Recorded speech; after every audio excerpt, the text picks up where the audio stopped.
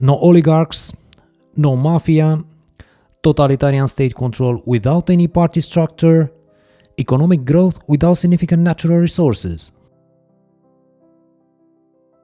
Alexander Lukashenko, the president of Belarus since 1994, has some peculiar features in his leadership style among the plethora of authoritarian leaders that emerged after the demise of the Soviet Union.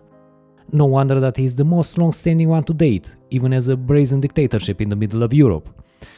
I find the public image about him leaning too much on the simple idealistic impression that he must just be dysfunctional if he's a dictator, which makes fall under the radar important nuances about him that do not fit such expectations.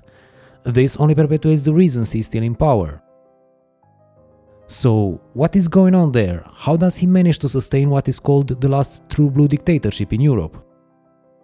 The issue of such a simplistic ideal concept of democracy is also a significant reason in creating the environment for the appearance of such authoritarian leaders.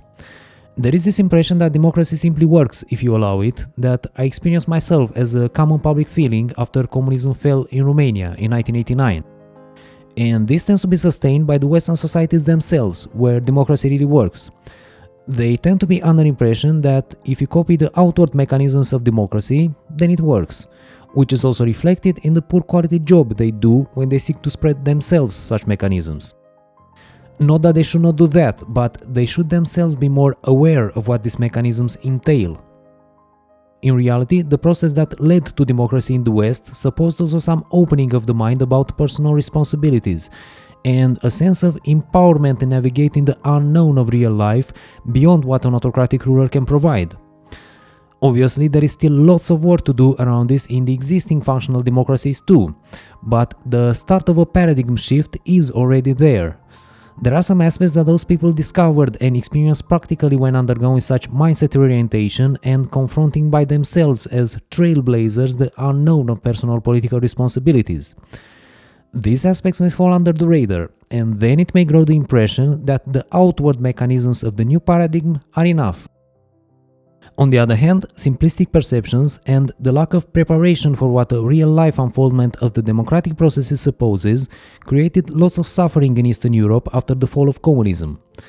The economy that was already too dysfunctional was in free fall, while the political stage was too much of a mixture of populism, demagoguery, theoretical reform programs without in-depth investigations, and reminiscences of old ways. The background was a previous long-term experience of a huge discrepancy between simple ideals and practical reality that accumulated under the Soviet style of communism. In a sense, these people can be much more aware of the need for some connection between theory and real life, while they may not be entirely sure what to do with the communist mindset of sliding in a theory that fills with such a great functionality in itself, as a world in itself ready to be applied in real life. The gap created by this awareness can be too huge and blocking. In the West, this went into the direction of exploring what is beyond the organization sustained by an autocratic ruler, that is likely too self-serving and too theoretical. The Soviet style of communism is a byproduct of this opening of the mind, as a reactionary recovery of the idea of a leader who can supposedly provide a simple theoretical organization and lead the people beyond self-serving authoritarianism. This turns itself into authoritarianism, but it is not an old-school type anymore, since it has intrinsically the Western opening of the mind of exploring personal liberty. The practical experience of exploring personal liberty in this Soviet communist context turns into honing skills to get around the existing theories that were depriving you of resources in the name of a failing ideal of a common good, and seek practical ways to provide for yourself. However, such practices of getting around the ideal theories mean also that people still orientate with their minds around such ideals as their only plateau of stability in the mind. And this creates an inner tension between sweet ideals and the sordid reality that is determined by believing in such ideals. The Western world too still largely orientates its mind around ideals as plateaus of stability in the mind. The democracy itself is largely portrayed in simple ideal terms, which tends to determine poor quality results when they seek to spread such ideology. Much of the practical experience is less conscious at this moment. Initially, they were not so aware of what a complexity they opened with the democratic quest, and the more they practice it, the more they discover new nuances that they need to give answers to. What is good compared to the Soviet communism is that the ideals themselves are rather vague and open-ended, not so much as clear ideas about what to do in real life. Occasionally they end up too in huge gaps between ideal and reality, and if the situation is saved somehow, is by getting back to explore the possibilities to navigate the unknown of real life beyond the concept of an ideal as a lazy psychological plateau. This can give some ideas to the post-communist societies too, but again, not as copying the outward image, but as seeing personally what to do with the unknown of political responsibilities. As for Belarus, the fall of communism saw it initially on a path similar to many other former Soviet countries, with a political and economic disarray, with a head of state and a prime minister quarreling among themselves. In this environment, a young Alexander Lukashenko jumped to the limelight with an anti-corruption campaign, with specific accusations against other politicians, many of them turning out to be false later on. Initially he was not taken seriously, being seen as just an aspiring politician coming from the countryside, former small-time director of a state farm, with no connections, no powerful allies. However, Lukashenko proved to be very charismatic and agile and won in 1994 the first presidential elections with a populist platform. He did not even bother to create a party around himself. Initially he switched sides between the existing parties as it suited him best, and then he won the elections as an independent. He focused on a direct connection with the electorate, giving voice to their issues, their grievances and insecurities, creating the image of an authentic one of them who understands the problems, who is in tune with their wish for a functional society, who keeps alive the functionality they experienced in the times the Soviet economy did not get so bogged down, and who supposedly presents a program to restore it. Women voted for him considerably more than men, probably considering him as capable of saving the situation. Nowadays though, the staunch female electorate still on his side tends to be made of older women from the countryside. Later on, this issue even had a role in his clumsy approach to the repression around the 2020 elections, when he underestimated the triumvirate of female politicians, given his misogynistic mindset. Those 1994 elections were to be the last free ones to date. Once in power, Lukashenko wasted no time to dismantle step by step the mechanisms of the incipient Belarusian democracy, turning everything into a powerless facade, with all the real power concentrated in his hands. Apparently, all went in a similar direction to other former Soviet states, but there soon appeared significant differences. Namely, the situation did not degenerate so much into a corrupt, dysfunctional world for autocratic standards. He is not a more typical kind of dictator, insecure and obsessed with validation and personality cult, which are largely absent under his regime. He likes to appear in public with young beautiful women, and that's about it in this regard. He takes care to suppress any incipient competing center of power, including by murder, but it tends to be about practical realistic calculations. He does not rely so much on repressive control, specifically to give himself some blanket peace of mind. Instead, it is more about a social contract of maintaining an acceptable standard of living for the people, while they accept his absolute authority. Unlike the other former communist countries, he managed to restore and even improve a sense of normal life with simple, straightforward morals, as in the previous times when the communist management did not end up yet in such a mess. In order to do this, he also restored the state-run economy, capable of employing large masses of people. Фермеры, которые хотят, дайте мне землю. Хорошо, мы не против. А деревни? Деревни не надо. А кто будет смотреть за деревней? Поэтому мы поддерживаем сельское хозяйство, потому что они смотрят за деревнями. А социальная сфера и деревня, люди, пенсионеры в основном, это наша ответственность, государственная. Но коли мы на них переложили, значит мы их должны поддержать. Вот в чем суть основная поддержки сельского хозяйства, так как я это представляю. Ну, иначе и быть не может. Если только мы деревни сейчас отдадим некоему сельскому совету, а что у того сельского совета? Стол, кабинет и ручка. И он ничего не сделает. By the time he took power, the Belarusian economy was in a downfall, with about half of the population unemployed. He stopped the reforms initiated up to 1994, he reopened the state-owned enterprises, he relied on breaking apart any developments of local managerial turfs, and he did not permit any serious private oligarchic growth. Everybody outside his inner circle knows that they will be punished if they try to abuse their position. To make this work, besides the public examples of officials and employees who took a wrong direction, he appears to rely on a public feeling that there is a common ground and some benchmarks of a sense of functional morality in the society. He does not seem to have much of that self-disdain the dictators tend to develop as a result of the fact that they know they are a fraud and they have to fake every second of their lives, which propagates in the society as a toxic moral morass. In such dictatorships, people feel too that all is fake and the attempts to keep the corruption down ring hollow. Additionally, such self-disdaining dictators tend to create a sense of common ground as a personality cult, which is too static, and this also gets them stuck in a stale structure. They are too blocked mentally to think about the bigger picture, and they have the tendency to just siphon off the existing economic structure. It is too obvious for everybody that there is no genuine central interest in the common good.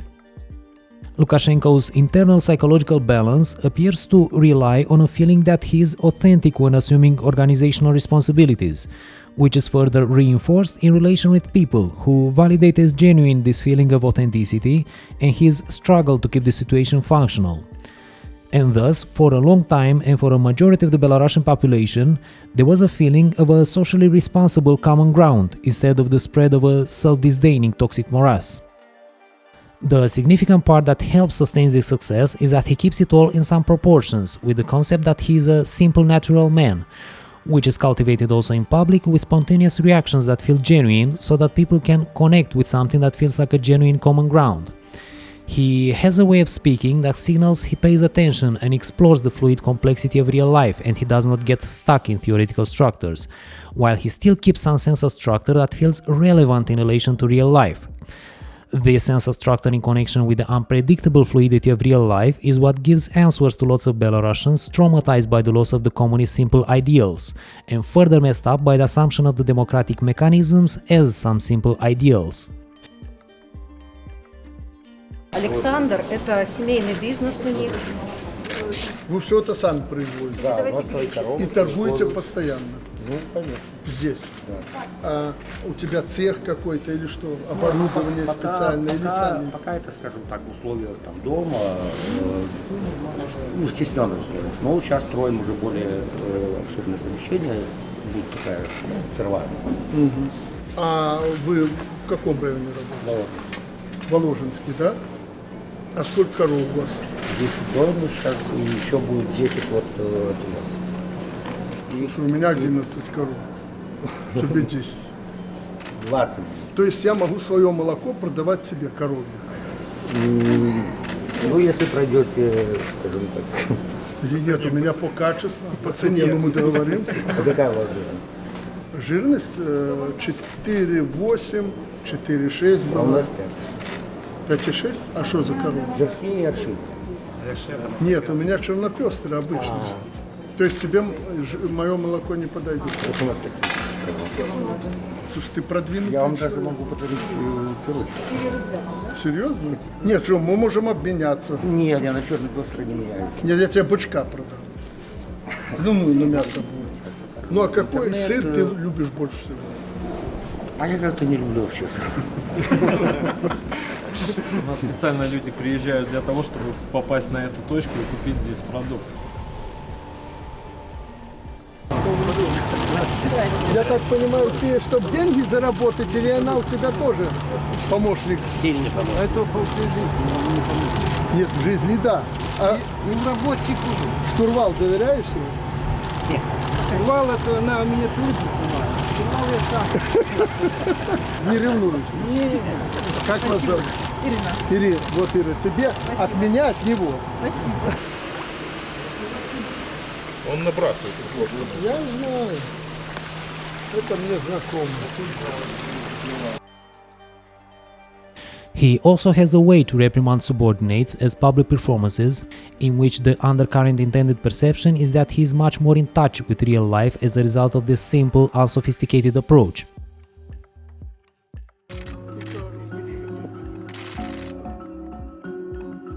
Корова – это святое животное? Эта корова не заслужила этого концлагеря. Да. Это концлагерь. А корова эта должна быть во дворце. Золотовалютный резерв выше даже любой страны. А то я не знаю, как доить корову. Я больше твоего и его вместе взятых доил корову. Корова должна хорошо содержаться, сбалансированными кормами должна обеспечена быть. Не накормишь нормально, толку не будет. На эту скотину, она же вся обосранная. Вы что, больные?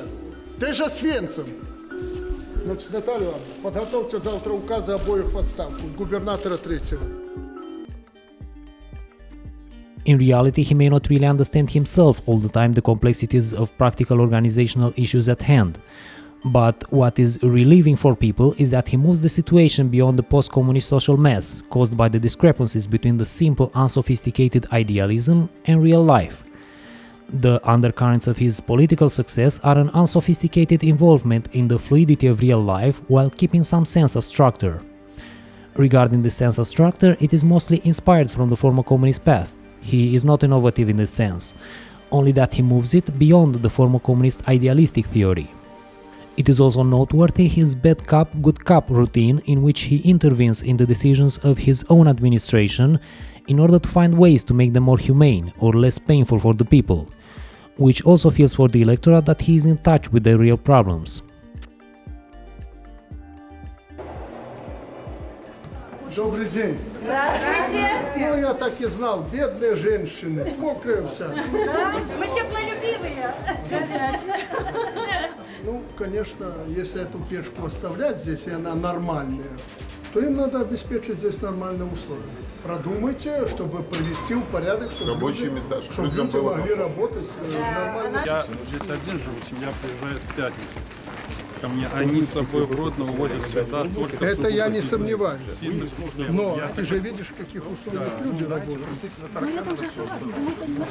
Ну, дело не в жарковато. Может быть, как-то этот цех немного отделить от печки.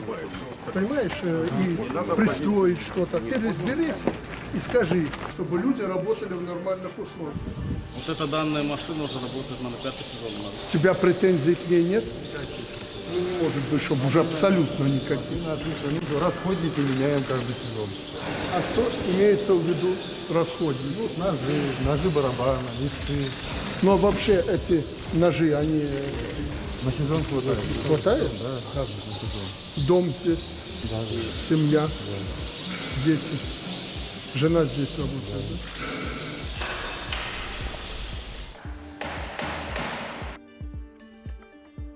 All these aspects combined gave the vibe to lots of people that there is something genuine, that the leader sustains some underlying sense of order in the complexity of real life, which turns into a feeling that there is some sense of public common ground and morality in touch with real life that you can rely on. This permitted some restoration of the simple sense of social morals from the Soviet times, even with some improvements, as it is something assuming the lessons learned from the past. Namely, it avoids any ideological illusions and trappings. His public performances are not like those of some Soviet officials from the past who are also cultivating a public image of being in touch with real life in a simple way, but who nevertheless ended up in a morass as a result of the unrealistic ideology. His cultivated sense of authenticity is more about facing directly the unknown of real life. Creating a party around himself would be more like an unnecessary burden for him. It is like he is working with a blockchain level in human relations, in which a non-centralized information accumulated and refined along many generations about what feels authentic is distributed among every individual. Other strongmen may engage too in such public performances of cutting to the chase, but the people feel how inauthentic it is when such performances rely on a centralized idealistic sense of order. That blockchain level of accumulated human experience that creates a sense of authenticity gives some idea about the limitations of such an idealistic sense of order, and thus this instead spreads in the society a toxic self-disdain similar to that of the leader, especially after the practical experience of what it means to apply the Soviet style of idealistic communism in real life. Возможности Америка, сколько она существует лет уже? 300? 300 лет? 150 лет независимости. Вот мы тогда скажем, что Америка 150 лет. Значит, существует вот ее уровень. Мы 42 года, еще не совершилось. Еще нам 7 лет, и мы будем на таком же уровне, как Америка. А в следующий пойдем дальше, вперед. А? Но мы, когда вас обгоним на разъезде, мы вам приветствие такое любезное скажем.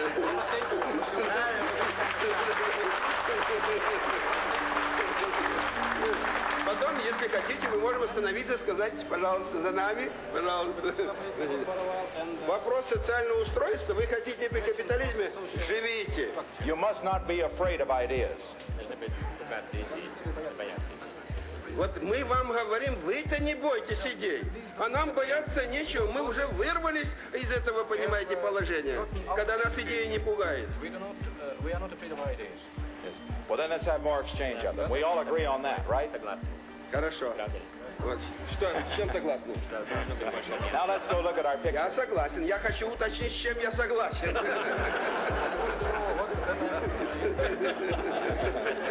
Я имею право. Я же знаю, что я дело имею с хорошим адвокатом. Поэтому я хочу свою шахтерскую массу, так сказать, тоже, так сказать, чтобы поддержать на высоте. Чтобы шахтеры сказали, вот наш не уступает адвокату. No question about that. Вы адвокат капитализма, я адвокат коммунизма. Вот давайте мы посоревнуемся. In practice, this moral common ground developed by Lukashenko can be too simplistic, with people who are not so guilty falling prey to his blind spots. But what is essential there, and it is sensed by people as answering to their dilemmas about correlating ideal common grounds and real life, is that it is open-ended and realistic in relation to the fluidity of life, while it also has some sense of relevant structure. It does not get stuck in some static rigid structure that suffocates everything. This increases considerably the functionality of the society, something similar to the open-ended Western ideals, only that in this case it enables a better top-down control of the situation, given that it does not turn so much into toxic social morass and it keeps the corruption low. The only serious possibilities for corruption are at the top, and they are exploited by Lukashenko and his inner circle, while keeping an eye on not draining too much the vitality of the economy. And he manages to do this while keeping some sense of moral common ground for the rest of the society, as there is a feeling that he is invested in managing it and he leads it into the fluid unknown of real life. The result of Lukashenko's leadership style is that the country has one of the lowest crime rates in Europe, streets are safe, and Minsk is one of the cleanest capitals in Europe. Life can be kind of dull and boring though, as a result of the fact that it is not a democracy. Plus that if you end up in the blind spots of his simplistic way of being in touch with real life, or you are stepping out of the permitted political lines, then you are going to suffer the consequences. Additionally, basic healthcare and education are free, the poverty levels are low, and the country has one of the lowest wealth inequality rates. Lukashenko does not get lost in the trappings of developing a self-centered structure in the mind as an ecosystem of meaning emanating from himself, while in practice you can see a sense of structure everywhere in Belarus, one that faces directly the unknown of real life. Such results in Belarus are the opposite of what happened in Russia and Ukraine, where the majority of the population experienced much suffering in the 90s, where the feeling that you can rely on a social sense of morality collapsed, crime reached abysmal rates, organized crime and oligarchy flourished. Much of the time, Alexander Lukashenko was more popular in these countries than the local politicians themselves. Early on, he pushed towards more integration with Russia for practical reasons, but there were also speculations that he was hoping a possible reunification would open the way for him to become the president of the new country, considering also the context of the poor performance of the leadership of Boris Yeltsin in Russia. Whatever hopes were there, they certainly dimmed after Putin consolidated his power, and later on Lukashenko himself had to fend off Putin's wish for unification. Now it was Putin after the presidential position of the projected unified state, which would have permitted resetting the number of his presidential mandates without needing to modify the Russian constitution. Who knows to what extent Lukashenko would have been able to repeat his Belarus formula, or even find on the huge scale of Russia new unexpected angles to his work with a blockchain level in human relations. Also in the context that the situation already degenerated badly there and powerful oligarchs were already entrenched. Putin does not have the absolute power Lukashenko enjoys on his turf, since he allied with some oligarchs in order to suppress the others. The practical reasons for the close relation with Russia brings us around the question of how exactly did Lukashenko put a state-owned economy back on track when considering that in the previous Soviet times it was already increasingly dysfunctional. Well, in practice, the previous structural problems remained the same, but he managed to alleviate them for many years with support from other angles. One of them was his previously mentioned new sense of a fluid, flexible structure, not tied to any ideology or party structure, and also some sense of moral common ground that he managed to revive in the society. Another important one is the direct and indirect subsidies from Russia. He constantly played a balance between Russia and the West in order to make the Russian authorities keep subsidizing Belarus with cheap oil and gas and also cheap loans. The profits from these handouts were constantly pumped in other state-owned companies operating at a loss. Additionally, Belarus has favorable terms for export tariffs in Russia, which continues to be its main export market. In this process, it is amazing how little the Russian authorities got back, especially when in comparison to the relations between Russia and other former Soviet states. The oligarchs around Putin constantly put pressure on him to make Lukashenko yield major state-owned companies and infrastructure, but little could be obtained in the negotiations. And the little they got was siphoned off too much in Belarus, and much of the profits stayed locally anyway. Additionally, an informal source of profit in this relation is smuggling across the Belarus-Russia border. Another unconventional source of money to prop up the rest of the economy is selling weapons from the Soviet stocks to whatever party regime around the world needs them. Besides such streams of income, the state-owned economy was supported with financial engineering that in time turned into compounding issues of inflation and debt. Structurally, the way many of the state-owned companies are operated is unviable. There is no incentive for effort, improvement and innovation, outside Lukashenko's scolding of officials. The companies that do make profit have to give money to a national development fund in order to subsidize the failing ones. Such policy discourages them from undertaking potentially promising activities. The economy is not entirely state-owned as in the Soviet times. There is freedom for private initiative, but for most of the time the state sector was treated as a priority. There can be heavy regulations around the private sector, and on the local level the authorities seek to supplement the local state resources with fines and pressures to contribute to social projects.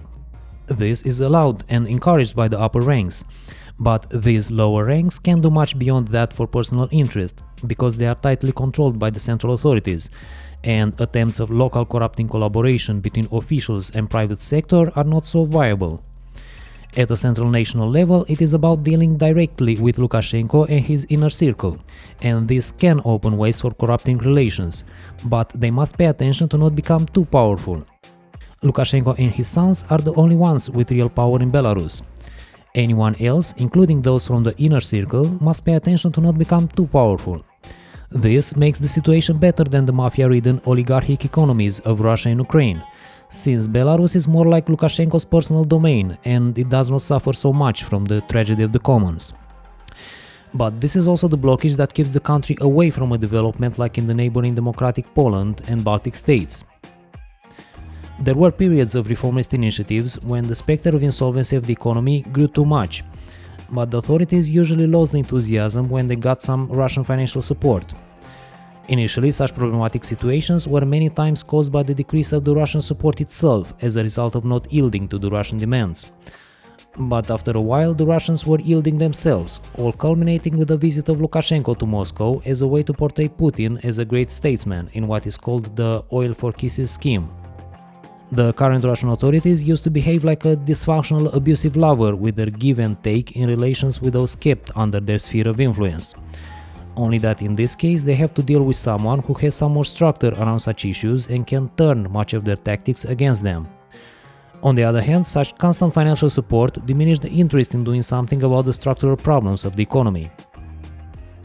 In 2007, in one of those reformist periods, they developed a separate tax and legal regime for the IT sector by letting it operate under the principle of extraterritoriality, largely disconnected from the rest of the economy.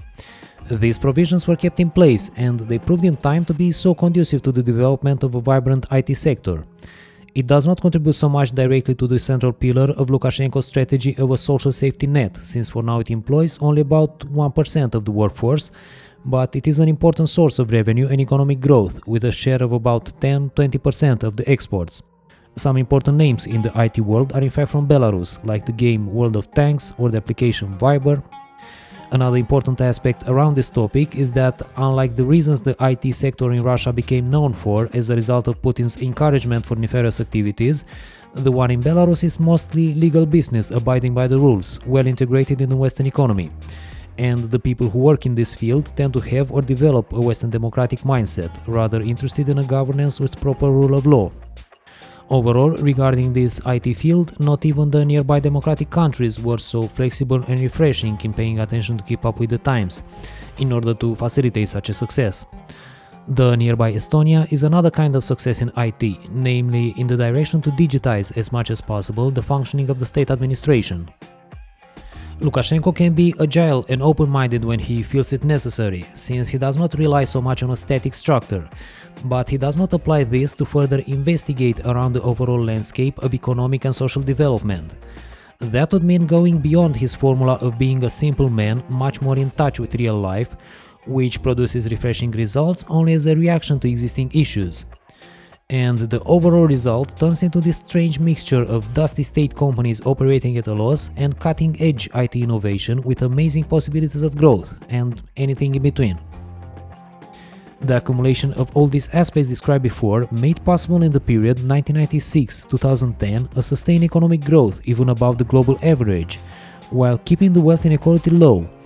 But the compounding accumulation of issues many of those aspects oppose meant that such a formula was increasingly unsustainable.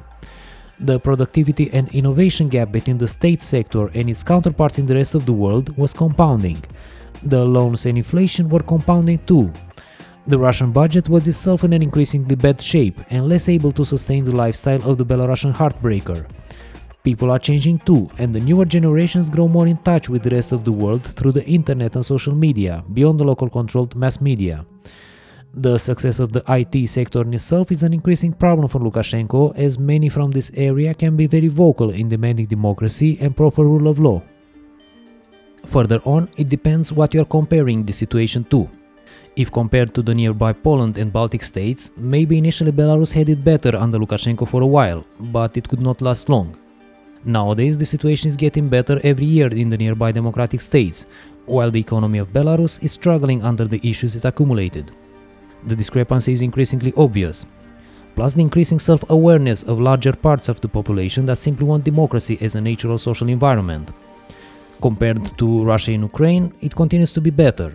Russia may have a higher median income per capita, but it also has a huge wealth inequality, and you can see the difference at the border between countries. The Belarusian provincial municipalities tend to look better than the nearby Russian ones. It is not only about the readily noticeable difference of road quality when you cross the border. This overall situation can give some idea about the increasing pressure on the streets around the recent round of frauds of the 2020 elections. The growth of the protests showed also the importance of a sense of a common moral ground developed by Lukashenko. The dissatisfaction was brought even more to the surface when the repression of the initial protesters was too harsh. The repression also brought much more to light a larger visibility of the electoral fraud, which was also undermining the simplistic sense of a moral common ground. But there remain some underlying issues that keep a large part of the population away from demanding changes. This gets back to the basic issues that made Alexander Lukashenko so popular for such a long time, namely that the opposition does not feel like offering solutions for a functional democracy in touch with real life. They evoke too much the specter of the mess after the fall of the Soviet Union and of the suffering that entrenched itself in Russia and Ukraine. To put it in a few words, the development in the nearby Poland and Baltic states looks nice, but most of the population feel that they are in the same psychological league with Russia and Ukraine, with a keen awareness of a high gap between simple ideals and practical reality. If they let the democracy unfold, they feel it will be more likely to end up like in the latter case than in the former.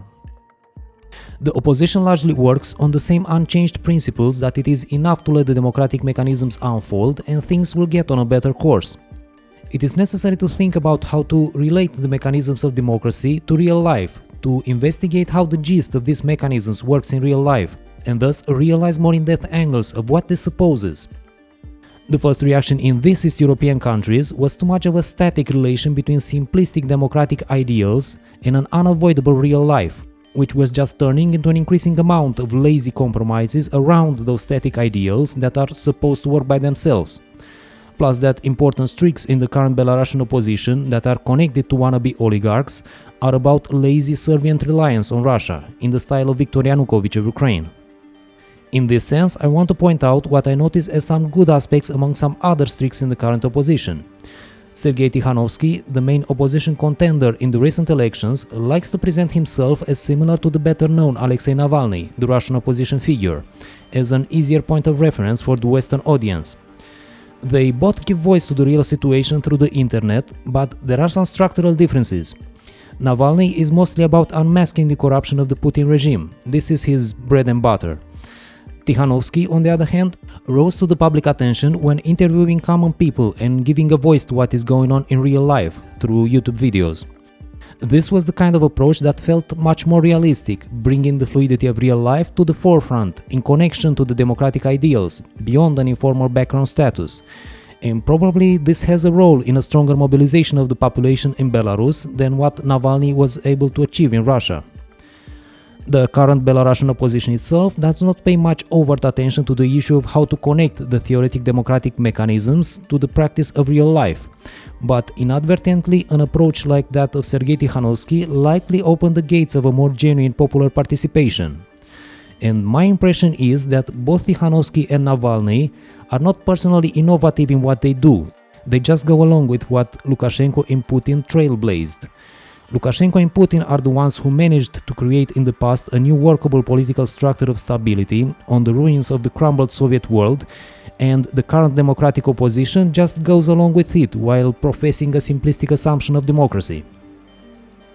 Tikhanovsky just goes along with the psychological structure of stability developed by Lukashenko in the Belarusian society, that of a common ground among people, of a genuine connection with a sense of authenticity that is distributed among people like in a blockchain database beyond any centralized concept of organization, which permitted for the social structure in Belarus to not degrade so much as in Russia and Ukraine. In what he is doing, it feels like he just tapped into a gold mine of authenticity and he just rides on top of it without paying much attention to what is that about. Officially, he just thinks that the application of democratic mechanisms will put the situation on a good path, and that's about it. On the other hand, regarding Navalny's worldview, Putin is not like Lukashenko. He's more of a typical autocrat trapped in his own structure of power, afraid of the complexity of real life beyond it, while selling the people beautiful dreams of a stable normality around a strong leader, which turns him full of staleness and self-disdain, because all his life is a theater of fakeness, trapped in being other people's larger-than-life symbol. He may have had some inspiration from Lukashenko's success, but Putin's application revolves around the concept of an ideal hero that is supposedly in control of the unknown, not of someone who is in his element within the flow of the fluid unknown and who swims through it while providing a sense of structure, as in Lukashenko's cultivated public image of a simple authentic man. The overt spread in the society of this beautiful dream of stability around a strongman propagates also at its blockchain level of authenticity the undercurrent of Putin's contemplation of the dreadful paralyzing complexity of real-life organization that grows as a counterpart of such a hollow image of a strongman. This may look like his weakness, but in a perverse way it is in fact strengthening his regime, because it paralyzes most of the other people too. People are taken out of their simple perception of the world to end up just facing frontally the undercurrent of Putin's realization that he is a joke in relation to the organizational tasks he is supposed to solve as a strongman. This creates fragile, insecure people who see their ecosystem of normality easily crumbling down when things get more complex in real life. Some of them stick to the official dream of a strongman as an island of stability amid all that revealed complexity. This is valid also for the people outside of Russia mesmerized by these dreams Putin sells. Others are open to admit that Putin is a joke, but it did not appear yet in the Russian society something to face that paralysis in dealing with the organizational complexity of real life. They just tend to revolve around Putin, to denounce him for what he really is, but are also afraid of relating to real life. If they just unmask Putin's beautiful dreams and they don't focus on anything else, it means that they just revolve around those dreams they unmask as their only plateau of stability in the mind. They don't do much about that psychological paralysis spread by Putin, and they just define themselves around him. They just cling to the sui generis sense of stability created by Putin in Russia without any other real-life ideas. Most of the population feels that such denouncers do not give answers to the basic question that appeared increasingly relevant after the fall of communism. Namely, how do you relate the democratic mechanisms with real life? It continues unabated the basic problem that such opposition politicians believe a simple application of the democratic mechanisms would set the situation on a good path. They feel out of touch with reality. And in fact, many of Navalny's supporters have a lot in common with Putin supporters, both a tendency to turn into fragile and insecure people when in contact with real life. These opposition politicians live too with their minds within the specific sense of stability created by Putin. This while the population tends to have some heightened perceptions at a decentralized blockchain level of authenticity around whether a politician can deliver or not, as a result of the long-term miserable experience with the Soviet style of communism and with its discrepancy between magnificent ideals and a dystopian reality. Such commendable and valuable perceptions do not necessarily go in a virtuous direction, since that would need further cultivation and conscious attention to them, beyond the formal focus on a plateau of idealism. They may as well go in the direction of appreciating a dictator who really feels immersed psychologically in that decentralized level of authenticity, who really assumes it, appreciates it, and who provides a sense of structure that feels relevant for that, as in Lukashenko's case. Or a dictator who assumes that deeply realistic level of complex perceptions by projecting a supposed super masculinity that feels let down and disappointed by all that revealed complexity and feels entitled to use it as a self-centered debauchery of manipulations, as in Putin's case. Putin's approach is like that of the Soviet citizen who learned how to dribble through the idealistic communist system and to seek his personal interest. His problem is that such smart-ass satisfactions keep him too much of a prisoner of a ridiculously simple and narrow-minded idealism as his only plateau of stability in the mind. He does not really take the bull by the horns. Lukashenko is about getting back to the initial premises of that idealism while assuming and integrating the realism and sense of authenticity of the blockchain level. He overhauls the sense of organization to some extent, and the results of his leadership are on significantly better basis than what is going on in Russia. In Putin's case, it is too much of an empty self-confidence, self-promotion and manipulation without substance. It is not about appreciating that blockchain level of realism as a level of human authenticity, but about short-sighted manipulations while winking at the followers about how supposedly smartly Putin leads them for their personal interest. Those who enter in this Putinist worldview first slide into sensing that blockchain level as a place of limitless freedom of self-serving manipulations, and then, after a while, as a messed up complexity. Most of them double down when they end up like that. And those who seek to make a difference by unmasking all this Putinist pretense and its real misery need to pay attention to the extent they may end up too in Putin's messed up complexity, and they may just revolve unconsciously around his projection of order as their only island of stability, while they supposedly combat him. Lukashenko, on the other hand, is more about really assuming the complex realism that blockchain level is revealing, about being solidary with it and in his element there. And thus his self-confidence has more relevant basis. He really works with that level frontally, and in bilateral negotiations Putin reveals himself as a messed up, fake it till you make it junkie. Only that Putin rules mighty Russia while Lukashenko the medium-sized Belarus. And personally I'm not entirely sure whether Lukashenko could replicate his specific formula on the huge scale of Russia, while I realize some potential to deliver even more utterly unexpected angles to his formula if put in this situation.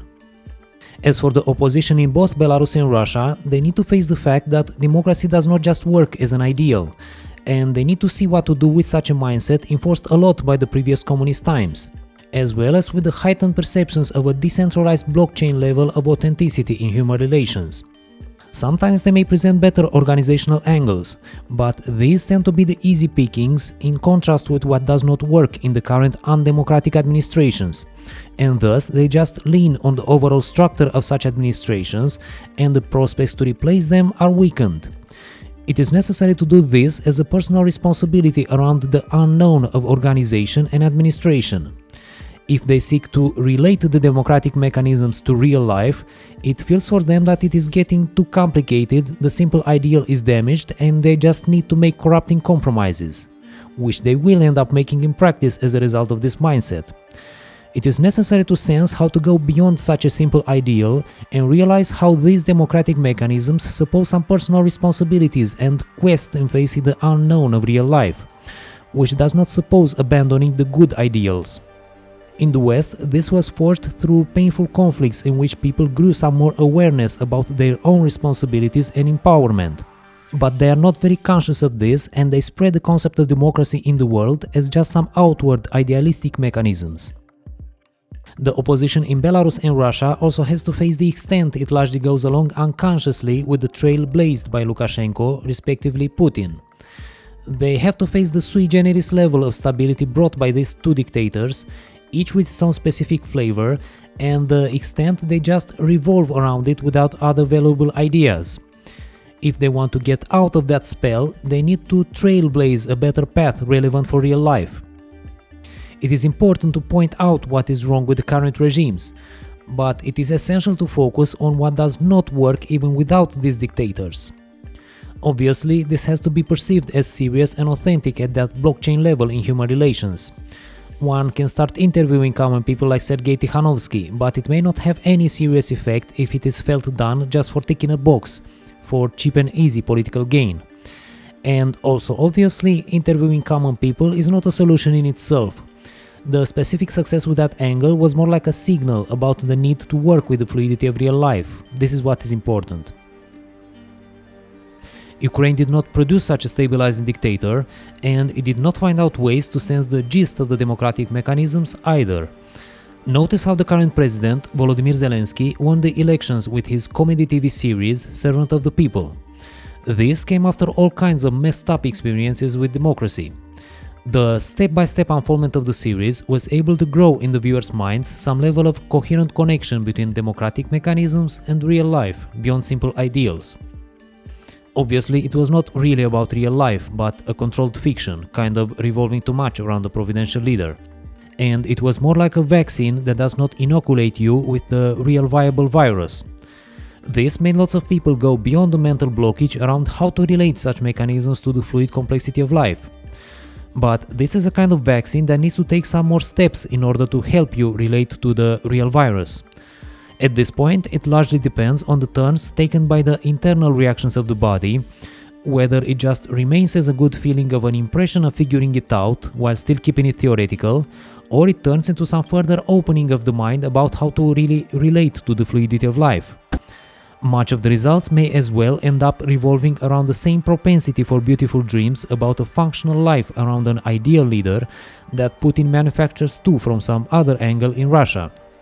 Only that, of course, this is a far cry from Putin's ridiculous brand of that supposed supermasculinity, as this is on a way more constructive basis in the exploratory free democratic context. In this respect, Lukashenko may inadvertently give a head start with his ability to develop a sense of authentic common ground connected to real life that for the moment his opposition only exploits unconsciously without further responsible work about what to do with it. Who knows how the situation will evolve in time? Maybe the long-term dabble with democracy in Ukraine will pay off and some more in-depth work with its mechanisms will grow. But it may as well just keep continuing the same misery indefinitely, while some better leaders in Belarus or Russia may develop a healthier relation with the democratic mechanisms. For all such countries, it depends on whether and when it can grow some more relevant work with these mechanisms. This is what is important. As for Lukashenko nowadays, the large scale of 2020 protests weakened his position. The underlying issues of the structural problems in the economy don't go away either, and this is exploited by Putin as an opportunity to finally gobble up Belarus in his mafia-ridden oligarchic empire. Lukashenko is doing his usual agile maneuvering, but his position is more complicated than ever and it remains to be seen how things will evolve.